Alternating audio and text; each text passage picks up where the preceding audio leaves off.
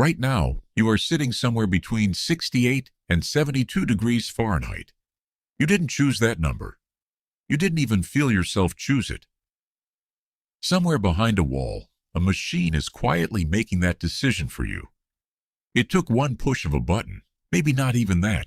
Maybe a screen on the other side of the room did it automatically, before you were cold enough to notice. Take that away. No thermostat. No furnace humming in the basement. No double-glazed glass holding the wind on the other side of it. No insulation packed into the walls around you. No synthetic jacket rated to -20. No stitched fitted layers at all. Just skin. Now, take away the walls. You are standing outside, not in a park. Not for a walk you can end whenever you want. You are standing on an open, treeless plain 20,000 years ago. And the wind is coming off the edge of an ice sheet a mile thick that starts less than a day's walk from where you're standing. The temperature has just dropped to 40 degrees below zero. And there is no door behind you to walk back through. Here is the thesis of everything that follows. The reason you exist at all. Not just the reason your ancestors were comfortable, but the reason they existed long enough to have children. Who had children, who eventually had you. Runs through several thousand of the worst winters this planet has produced. Winters that, on paper, should not have been survivable. And the reason they were survived has almost nothing to do with strength. And almost everything to do with a handful of decisions. Nobody alive today thinks about twice. So what did it actually take? What specific, ordinary decisions to survive that? Here's the number to hold on to for the rest of this video. Your core body temperature can drop by about 2 degrees Fahrenheit. Before your judgment starts to fail. Before you make the kind of decision that gets you killed. Drop it by 5, and your organs begin shutting down entirely. That's the whole margin. 2 degrees before you can't be trusted to save yourself. 5 before your body stops trying. Now, hold that number next to this one. 40 below zero, with wind that never stops moving. That is not a large gap to survive inside of. That is a needle's eye. And for roughly 100,000 years, human beings threaded it. Winter after winter, across an entire continent of ice. The first problem is the obvious one. Cold kills faster than hunger does. A human being can survive weeks without food, without heat, in true ice age conditions. Survival is measured in hours. The first solution humans reached for was fire, but fire alone creates an immediate new problem. One that's easy to miss if you've never actually tried to keep a fire burning through a night with no matches, no lighter, and no fallen wood. There are no trees on a glacial steppe. The landscape ancient humans were living in during the coldest stretches of the last ice age wasn't forest. It was open, wind-scoured grassland at the edge of the ice, hundreds of miles from the nearest tree line in places. Fire needs fuel. The environment had almost none of the fuel fire normally runs on. So the solution to that problem is one of the strangest and most practical pivots in the entire human story. They burned bone. Archaeologist Olga Soffer, whose decades of excavation at Mammoth bone settlements across Ukraine and Russia reshaped how researchers understand Ice Age fuel use. Documented hearths at sites like Mezhirich, packed with charred mammoth bone, rather than wood ash. Bone, especially bone still carrying marrow fat, burns. It burns slower and hotter than wood once it catches, which meant a fire could be kept alive through the longest, coldest nights of the year using the one resource a mammoth-hunting people had in genuine abundance. The animal itself. Ask yourself what that actually required. Not just the idea, but the discipline. Choosing which bones held enough fat to catch, feeding a fire that behaved nothing like a wood fire, keeping it alive through a 10-hour night with a fuel source that had to be rationed like meat. That's not a campfire. That's an entire species treating the carcass of its prey as a fuel reserve, because the sky itself had stopped providing wood. But fire only solves the problem of staying warm at the fire. The moment you have to leave it, to hunt, to scout, to move camp before the next storm, a new problem appears immediately. Bare or loosely wrapped skin loses heat within minutes at those temperatures. Fire that doesn't move with you is fire that can't save you a half-mile from home. The solution here is one of the most quietly extraordinary objects in the archaeological record, the sewing needle. At Denisova Cave in Siberia, researchers with the Russian Academy of Sciences recovered a bone needle, complete with an eye for thread, dated to roughly 50,000 years ago. One of the oldest needles ever found. Not an awl for punching holes. An actual needle built to pull sinew thread through hide, to make fitted clothing rather than draped skins. Why does a threaded eye matter more than a sharpened point? Because a punched hole lets water and wind straight through it. A sewn seam, pulled tight with sinew, closes behind the needle instead of staying open. That's the difference between a hide you wrap around yourself and a hide that seals. Archaeologist Gilligan at the University of Sydney formalized why this distinction matters so much in a 2010 study in the Journal of Archaeological Method and Theory. Gilligan's thermal model draws a sharp line between simple, draped clothing and complex, tailored clothing, and it shows that only the tailored kind, sealed at the seams, provides enough insulation to survive sustained temperatures at the extremes of the last ice age. Draped hide slows heat loss. Sewn, fitted hide stops it. Later evidence makes this even more explicit. At the 34,000-year-old burial site of Sungir in Russia, excavated originally by Otto Bader, archaeologists found thousands of ivory beads arranged in patterns on the skeletons, not scattered randomly, but lined up in rows that match exactly where seams, cuffs, and hoods would have run on tailored trousers, shirts, and hats that decomposed centuries ago, leaving only the beads that had been sewn onto them. Fitted sewn clothing wasn't decoration, and it wasn't luck. It was climate-controlled technology, worn on the body, invented before the wheel. Fitted clothing solves movement.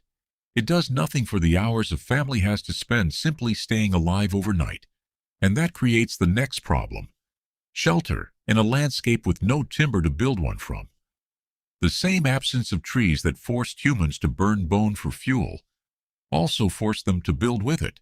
Archaeologist John Hoffecker at the University of Colorado Boulder has spent decades studying the circular mammoth bone structures scattered across Ice Age Eastern Europe, at Mezhirich, at Kostenki, and elsewhere.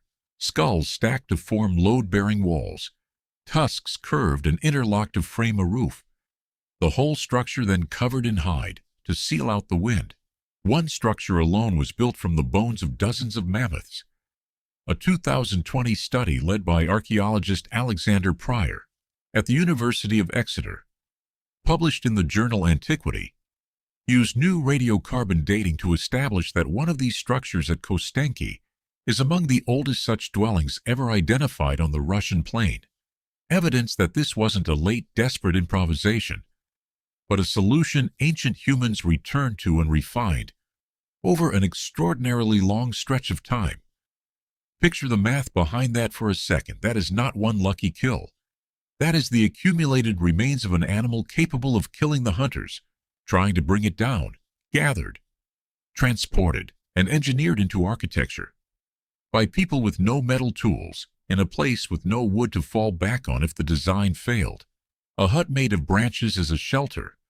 A hut made from the skeletons of the most dangerous animal on the steppe is something closer to a monument that happens to keep the wind out. It's worth stopping the timeline here, just for a moment, and actually standing inside one of these places. It's the middle of the night, deep in the coldest stretch of an Ice Age winter, somewhere on the floodplain near what is now Mezhirich. Outside, the wind is moving across open ground with nothing to slow it down for miles. A low, constant sound, more pressure than noise. Inside the bone-walled dwelling, it's quiet by comparison. A fire built from bone and fat burns low and steady near the entrance, throwing an orange light up across a ceiling made of curved tusks. The air smells like smoke and rendered fat.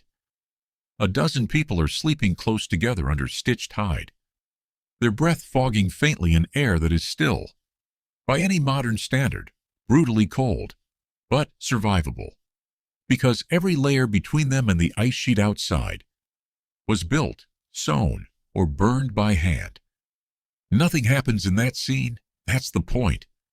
An unremarkable, uneventful night was the entire goal, and reaching it took fire, tailoring, and architecture working together, all at once, without failure. Surviving one good night solves almost nothing on its own, though. Because winter isn't one night, it's 4 or 5 months, and that creates the next problem: food. Hunting a mammoth is rare, dangerous, and unpredictable. You cannot hunt one every week, so what do you eat on the weeks you don't? The solution shows up at these same mammoth bone sites. Deep storage pits, dug into the permafrost itself, used to cache meat and fat for months at a time. The ground, at those depths and temperatures, functioned as a natural freezer, the same way permafrost still preserves intact mammoth carcasses today, occasionally found by chance thousands of years later, remarkably unspoiled. Ice Age humans appear to have recognized and exploited that same preserving cold deliberately, turning the very thing trying to kill them into the mechanism that kept them fed. Notice what's actually happening there. The cold is the enemy for 6 hours a day, and the pantry for the other 18. They didn't defeat the cold. They put it to work. But a cache in the ground only feeds the group that dug it. And that creates one more problem.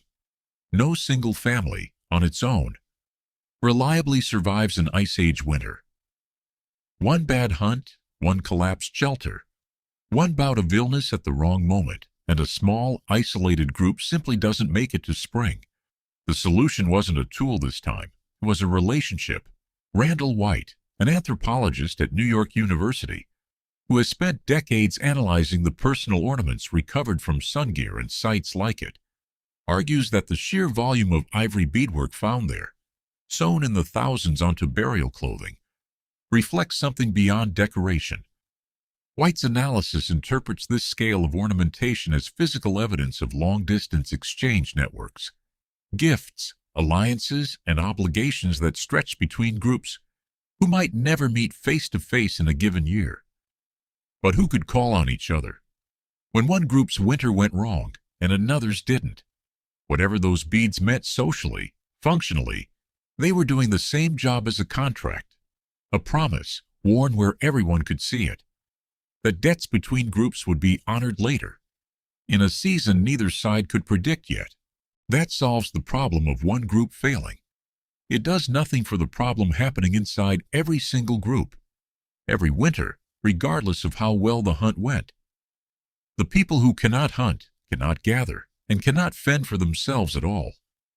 The very old, the very young, and anyone hurt badly enough to stop working. In almost any other cold-adapted species, that's where the story ends. An injured wolf falls behind the pack. This is where the archaeological record does something that should actually stop you. At Shanidar Cave in northern Iraq, excavated originally by Ralph Selecki, beginning in the 1950s, researchers found the remains of a Neanderthal man, now known as Shanidar I, who had survived for years, likely decades, with a withered, partially amputated arm, damage to one eye, and hearing loss severe enough to be life-threatening on its own in that environment. None of those injuries killed him quickly. The bone had healed. He lived on afterward, in a group, in an Ice Age winter, unable to fully hunt, see, or hear the way survival there required. That is not possible without other people choosing, repeatedly, over years, to keep him alive anyway. Separately, anthropologist Kristen Hawkes, whose research on the demographics of hunter-gatherer groups beginning in the 1990s helped formalize what's now called the grandmother effect, has pointed to another kind of dependent the group carried. Human societies uniquely support long post-reproductive lifespans, because older individuals who can no longer hunt or bear children still provide enormous value. They hold decades of accumulated knowledge about which plants are edible, where water survives a drought, how a fire behaves differently when the wind shifts, knowledge that took an entire lifetime to build, and that a group could not afford to lose. Put those two findings side by side, and a pattern appears. Caring for the injured and caring for the elderly look, on the surface, like acts of pure compassion. Underneath, they were also something closer to insurance.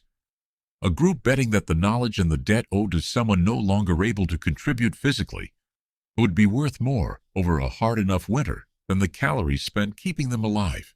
And here is the part of this story that should genuinely unsettle you. None of this was guaranteed to work, and for one entire branch of the human family. Eventually, it wasn't enough. Neanderthals, the same population that cared for a disabled man at Shanidar for years, lived through Ice Age Europe for far longer than modern humans had. At that point, existed at all. Their bodies were, by most physical measures, better built for cold, stockier, more compact, more efficient at retaining heat than the leaner frame of early Homo sapiens. And yet, by roughly 40,000 years ago, they were gone. Ian Gilligan, the same researcher whose thermal model explained why sewn clothing mattered, published a separate 2007 study in the journal World Archaeology, examining this exact question: why a physically better cold-adapted species disappeared, while a less cold-adapted one thrived through the same climate. His conclusion pointed to clothing technology itself as a critical divide. Evidence suggests Neanderthal populations relied far more heavily on simple, draped hides, while modern humans were sewing tailored, sealed garments using tools like the Denisova needle. A physically colder, hardy species, without the technology, still lost to a physically softer species that had it. The difference wasn't the body. It was the density of the network layered on top of it. Every group in this video solves several problems simultaneously: fuel, clothing, shelter, storage, trade, and care for the vulnerable, stacked so that a failure in any single one didn't mean death, because 3 or 4 backups were already in place to catch it. The evidence at Shanidar shows Neanderthals had at least some of this. What the record suggests is that modern humans, in the same brutal environment, had it wider, deeper, and more redundant. Set aside the mammoth bones, the needles, and the beads for a second. This is really what the whole video has been about. Survival, at that margin, was never really about toughness. It was about how many separate problems a group could solve at the same time, and how well those solutions covered for each other. When one of them inevitably failed on a given night, and that instinct didn't disappear when the ice retreated, it's still running underneath you, right now, in ways that don't look like survival at all, until you notice them. The pull to stockpile food before a storm, even when you know the store will reopen in 2 days. The comfort of a small, closed room over a big open one on a cold night. The impulse to check in on people you trust when things go wrong, and to be checked on in return. The discomfort you feel, the genuine physical discomfort, at the idea of an elderly relative or an injured friend being left to fend for themselves. None of that is irrational. It's 40,000 winters of selection, quietly still steering you. So, right now, you are sitting somewhere between 68 and 72 degrees Fahrenheit. You didn't choose that number, not really. Somewhere behind a wall, a machine made that decision instantly, invisibly, without a single needle threaded or bone burned to make it happen.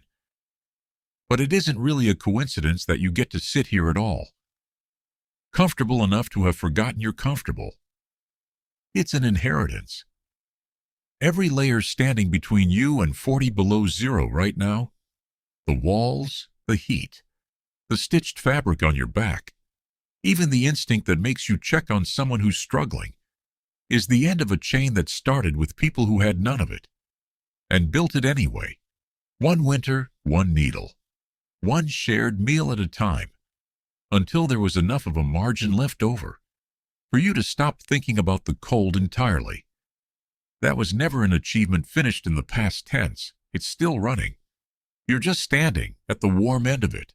If you made it this far, you are exactly the kind of person this channel exists for. We make videos like this one every week about ancient human behavior, about what your body still remembers, and about the gap between the world you were built for and the one you actually live in. If that is something you want more of, hit subscribe.